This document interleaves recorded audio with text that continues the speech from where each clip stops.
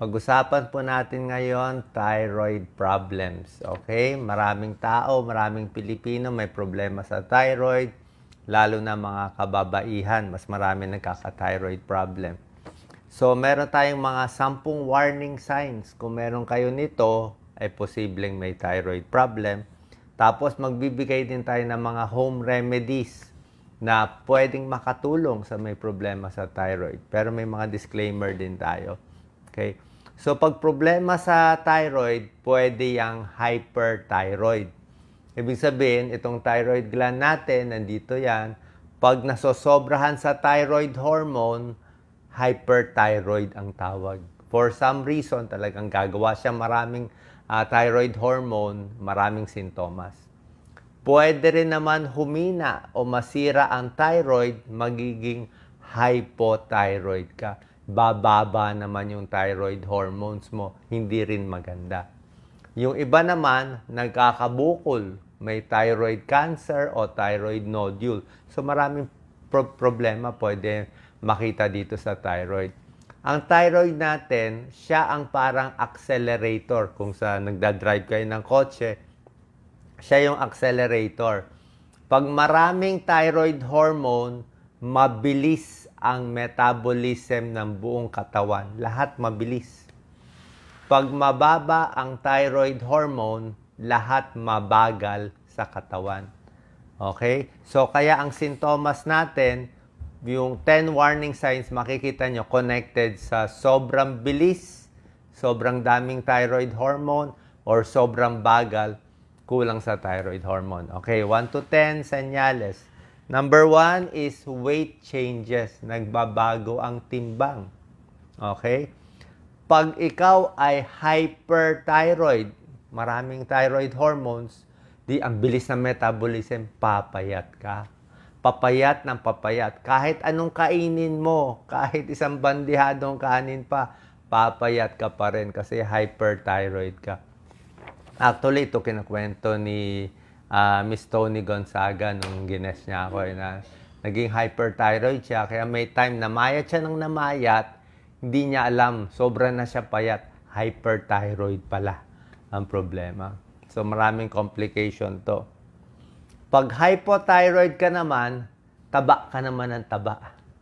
Tumataba lang ng kusa, wala namang kinakain, hypothyroid. So weight gain, weight loss, na hindi naman nagda-diet, pwedeng thyroid problem. Ipapacheck mo ang T3, T4, TSH. Blood test yan. Check lang T3, T4, TSH. Malalaman kung hypo o hyperthyroid ka. Number 2 sign. Very simple. Tingnan nyo kung may bukol. Diba? So, pupunta sa harap ng salamin, kuha na isang basong tubig, iinom ng tubig, makikita mo kung may gumagalaw dito. Kung may bukol ka nakakapa. Kung may bukol nakakapa, duda kayo, punta tayo sa surgeon or endocrinologist. So, any visible lump. Pwedeng nodule. Pag nodule, hindi naman delikado. Or meron ding thyroid cancer. Marami din nagkakaroon ng thyroid cancer.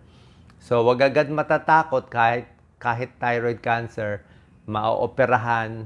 At usually, pag thyroid, kaya pa operahan at naliligtas yung buhay. Ang pinaka-good news dyan, kahit thyroid cancer, mabagal kumalat at nahahabol pa ng doktor. Number 3 sign ng thyroid problem, irregular heartbeat. Puso nagloloko, blood pressure nagloloko. Pag hyperthyroid, tulad ng sinabi ko, hyper sa lahat, mabilis sa lahat, namamaya, tapos lakas, bilis ng heart rate. Baka 120 heart rate, blood pressure pwede tumaas. At pag hindi ginamot ang hyperthyroid, di ba, lumalaki yung mata. Di ba, nagbabulge, iba na. So, lumalaki mata, sa bilis ng heart rate niya, after ilang months or years, pwedeng manghina ang puso, pwedeng ma-heart failure. So, bilang internist cardiologist, meron ako nakikita sa PGH, nung nagte-training ako, hyperthyroid, hinayaan lang, nasira ang puso, heart failure, humina, namatay. So, hyperthyroid. Pero kahit hypothyroid, nagloloko din ang tibok ng puso. Number 4, pag nagloko yung thyroid hormones mo, mood swing. Pag hyperthyroid ka, mabilis lahat. Mabilis uminit ng ulo, irritable, galit, 'di ba? Pwede rin depressed kung hypo. So mood swings. Kala mo nagme-menopause, hindi yung pala hyperthyroid eh. Actually, may mga politiko dati yan eh, na pabalita.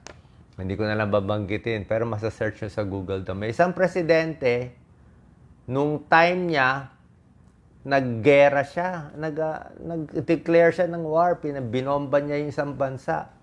Tapos nakita siya ng doktor niya, hyperthyroid siya. So iniisip ng mga tao, kaya pala niya ginera yung isang bansa na nananahimik, hyperthyroid siya. Pero kung ginamot siya, mas kalmado siya. So kailangan talaga i-check.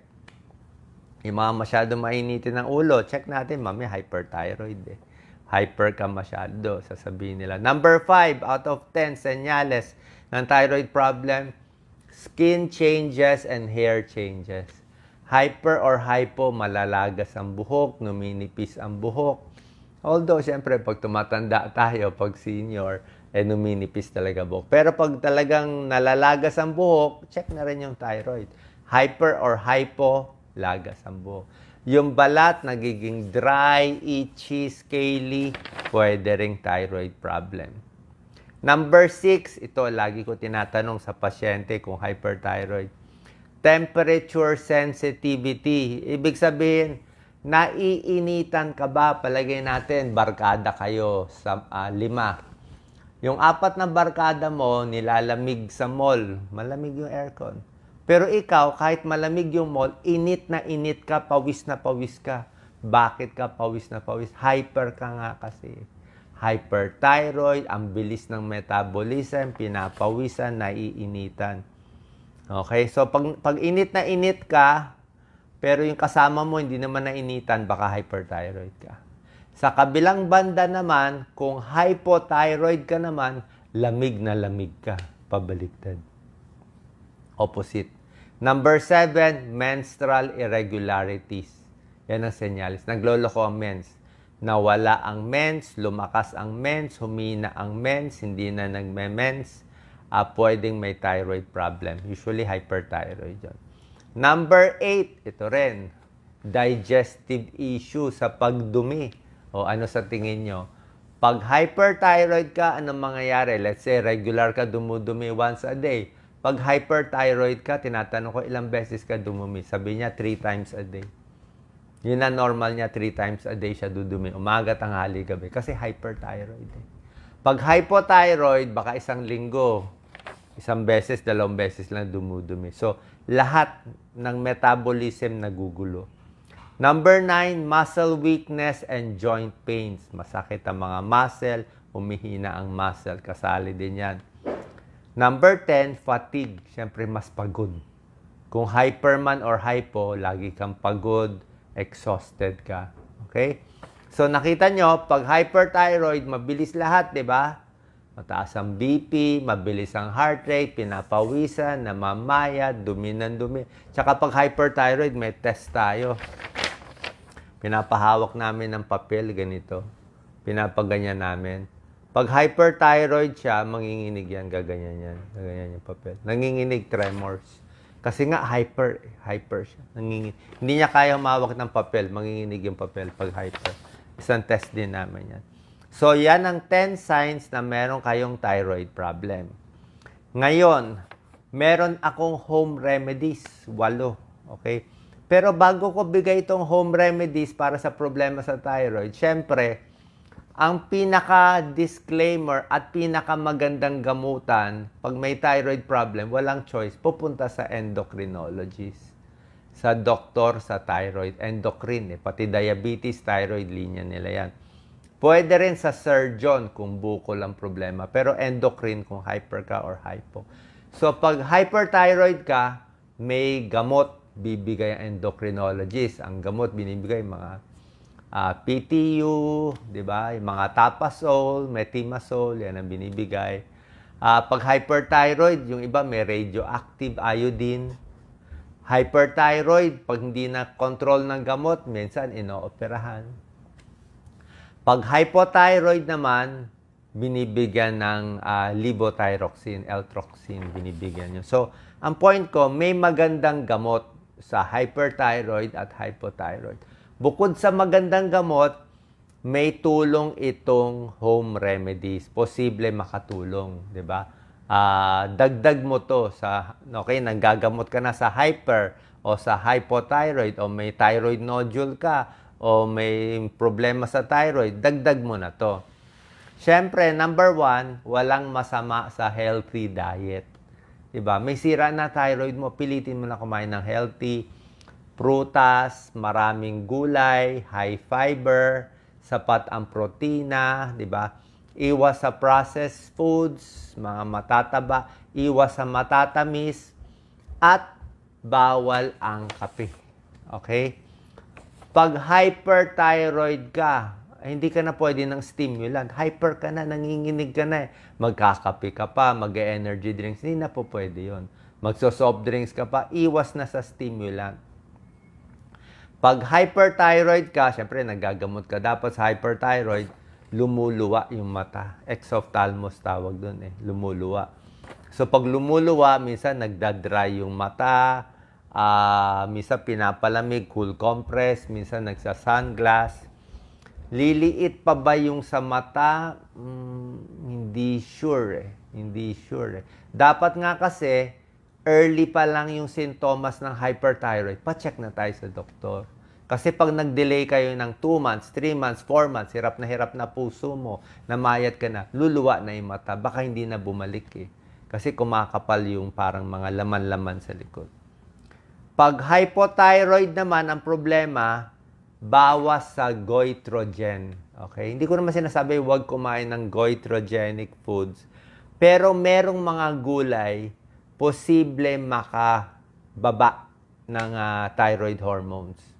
Okay, healthy itong gulay, pero ang point ko lang limit. Ibig sabihin, itong pagkain to, broccoli, cabbage, kale. Okay, broccoli, cabbage, kale. Sobrang healthy yan.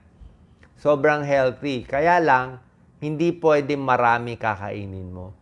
Kasi kung marami kakainin mo at may problema ka sa thyroid, pwedeng bumaba. Bumaba yung thyroid hormones mo. Or mas luto lang, iluto mo lang. Mas bababa yung goitrogenic properties niya. Lalo na kung hypothyroid ka. Okay? Pagdating sa vitamins, okay, hindi to proven, pero paalam mo sa doktor mo, may tulong yung vitamin D, as in dog. May konting pag-aaral. Vitamin D, baka may tulong.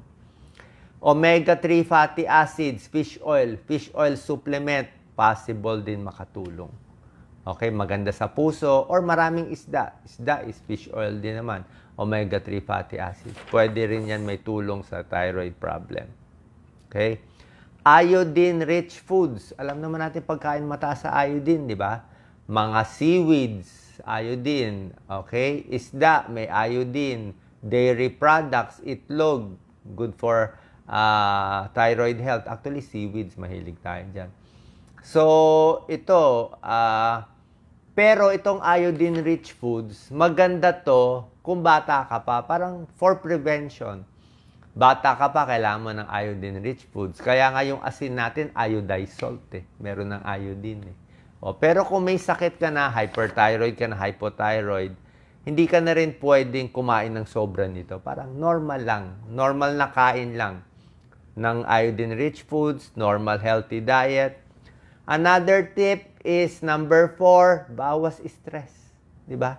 Bawas stress, deep breathing exercise, lahat yan makakatulong. Sobrang stress, mas hyperthyroid ka na, stress ka pa. Diba? Number 4, tuloy pa rin yung exercise pag kaya. Pag kontrolado na yung thyroid problem, tuloy lang yung exercise, kailangan mo rin. Number 7, kailangan tulog sapat. Okay? Huwag magpupuyat. Lalong lalala ang thyroid problem mo. And number 8, iwas sa mga toxin, yung mga pesticide, yung mga linis-linis, yung mga chemical. Kasi hindi natin alam saan nanggagaling tong thyroid problem. Basta yung mga cleaning products sa bahay, baka meron kayong mga insecticide sa ipis, sa daga, sa anay, di ba? Iwas tayo sa ganoon. Okay? So, kung meron kayong thyroid problem, in-explain ko na po sa inyo, pag hyperthyroid, may gamot ang endocrinologist, magagamot yan, pwedeng gamot, pwedeng radioactive iodine, pwedeng opera. Pag hypothyroid naman, meron din tayong gamot dyan. At syempre, kung may bukol, wag natin papatagalin. Okay? Check natin maigi. Minsan, maliit lang yan nag-uumpisa. Mas common usually nga sa babae, itong mga sakit sa thyroid. So, pa-check tayo sa endocrinologist. At kung may bukol, pwedeng sa surgeon, pwede rin sa ENT, sa ear, nose specialist. ENT, ear, nose, throat. Linya din nila itong problema sa thyroid. Maraming salamat po. Share po natin sa ating kababayan. Thank you.